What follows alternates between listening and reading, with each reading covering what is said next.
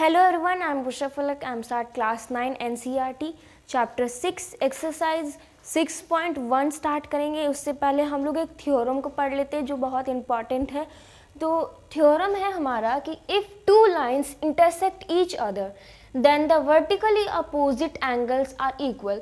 अगर दो line intersect करता है एक दूसरे को तो हमारा वर्टिकल अपोजिट एंगल जो है वो इक्वल होता है। ये हम लोग को प्रूव करना है। तो ये हमारा दो लाइन है ए बी सी डी और ये इंटरसेक्ट कर रहा है ओ पे।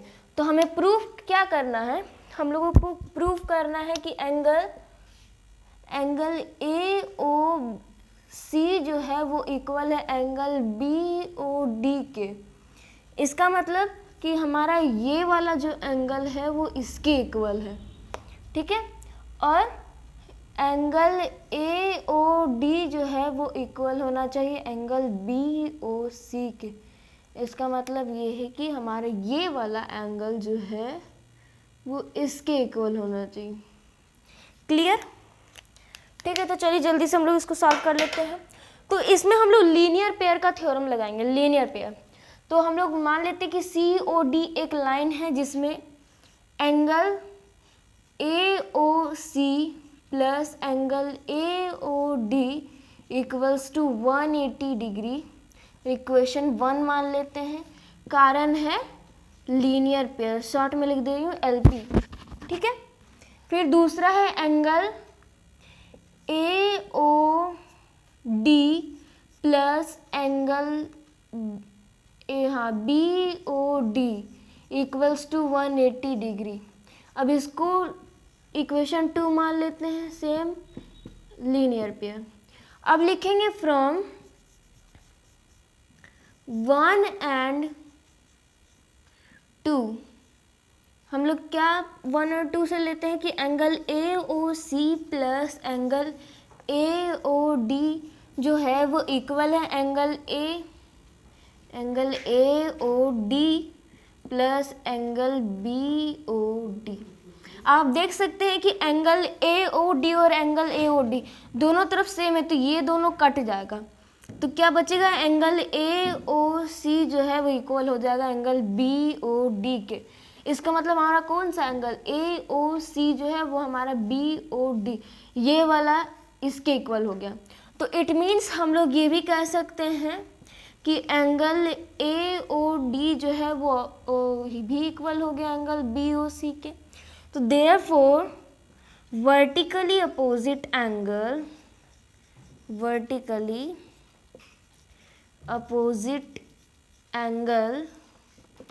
जो है वो इक्वल हो गया। Opposite angle are equal. तो यही हम लोगों को प्रूव करना था जो हम लोगों ने प्रूव कर दिया, ठीक है। बहुत ही सिंपल है। तो अब हम लोग एक्सरसाइज को स्टार्ट करते हैं। तो पहला क्वेश्चन जो है हमारा ए बी जो है, लाइन ए बी जो है वो सी डी को इंटरसेक्ट कर रहा है ओ पर, ठीक है। और जिसमें हमारा एंगल ए ओ सी ये वाला angle plus angle B O E ये वाला एंगल, ये दोनों का सम जो है वो 70 दिया हुआ है और एंगल बी ओ डी जो है वो 40 डिग्री। तो मैं निकालना है एंगल बी ओ ई और रिफ्लेक्स एंगल सी ओ ई, ठीक है। तो चलिए हम लोग जल्दी से निकाल लेते हैं।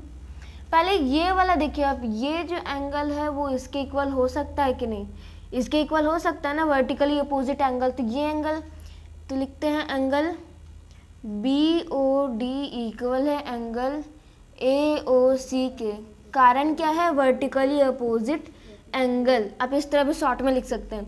तो हमारा ए ओ सी जो है वो 40 हो गया, ठीक है। अब यहाँ पे हम लोग पुट कर देते हैं angle A O C plus angle B O E equals to 70। अब एंगल बी ओ ई जो है वो 70 माइनस 40 हो गया। क्यों 40? क्योंकि ए ओ सी का वैल्यू 40 रखा और इधर माइनस में आ गया 40। तो एंगल बी ओ ई का वैल्यू क्या आ गया 30, ठीक है। अब बी किधर है, हाँ बी ओ ई जब 30 आ गया तो रिफ्लेक्स एंगल सी ओ ई नहीं निकाल सकते हैं इसको। हाँ, इसको हम लोग पूरा एंगल को प्लस करके 180 से माइनस कर देते हैं। तो चलिए angle AOC plus angle COE plus angle BOE equals to 180 degree. कारण क्या है? Linear pair. ठीक है, अब एंगल AOC का वैल्यू हमने निकालना क्या? Angle COE equals to 180 degree minus हमारा पास क्या है? AOC का वैल्यू क्या था? 40 माइनस BOE का वैल्यू क्या निकाला था हम लोगों ने? 30। ठीक है, तो ये दोनों को प्लस करेंगे 180 माइनस 4 5 6 70 और इक्वल्स टू हमारा 110 आ गया हमारा एंगल COE। अब रिफ्लेक्स एंगल कैसे निकालेंगे? रिफ्लेक्स एंगल मैं यहाँ पे निकाल के दिखा रही हूँ, यहाँ पे शॉर्ट में LP। अब यहाँ पे रिफ्लेक्स एंगल कैसे निकलता है? Reflex angle COE equals to 360 से माइनस करना पड़ता है। रिफ्लेक्स एंगल को 360 से माइनस करना पड़ता है, तो हमारे पास क्या आएगा? 270। ये हमारा आंसर आ गया।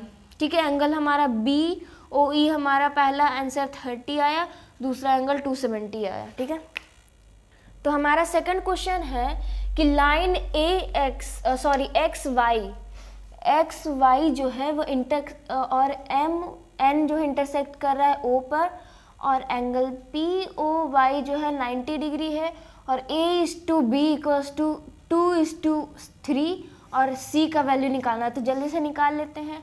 ये देख सकते हैं आप, एंगल POY जो है वो 90 है, तो एंगल POX भी तो 90 हो सकता है। जब ये 90 है तो ये भी 90 हो सकता है ना। तो यहाँ पे लिख देते हैं angle POY equals to angle POX। इसका कोई कारण नहीं है, वही सेम यहाँ पे इसके एंगल ये बन सकता है 90, तो इधर भी एंगल 90 बनता है। ठीक है, अब angle A plus angle B plus 90 equals to 180 degree, है ना। हाँ ठीक है, देखिए यहाँ पे एंगल A जो है वो B के साथ प्लस करती है, ये लीनियर पेयर हो रहा है, ये पूरा लीनियर पेयर है। ठीक है, अब A और B का वैल्यू क्या दिया हुआ है? 2x और B का वैल्यू है 3x, x मान ले रहे हैं, इक्वल्स टू 180 डिग्री माइनस 90। अब यहाँ पे बचा 5x इक्वल्स टू यहाँ पे 90, तो x इक्वल्स टू 90/5, तो क्या आता है? 18। ठीक है, अब यहाँ पे हम लोग यहाँ से b का वैल्यू निकाल सकते हैं, b इक्वल्स टू 3x। अब x का वैल्यू क्या था? 3 इंटू x का वैल्यू था 18, अब इसको इंटू करेंगे तो क्या आएगा? 54। अब ये एक स्ट्रेट लाइन है, तो इसका लीनियर पेयर क्या होगा? 54 degree plus C equals to 180 degree, linear pair. इसको 180 से माइनस कर देंगे 54, तो एंगल C आ जाएगा, 10 में 4 गया 6 7 5 2 126 आंसर आ गया। ठीक है, तो आज के वीडियो में यही तक। अगर आप लोगों को मेरा वीडियो अच्छा लगे तो आप मेरे चैनल को सब्सक्राइब कीजिए, लाइक कीजिए, शेयर कीजिए।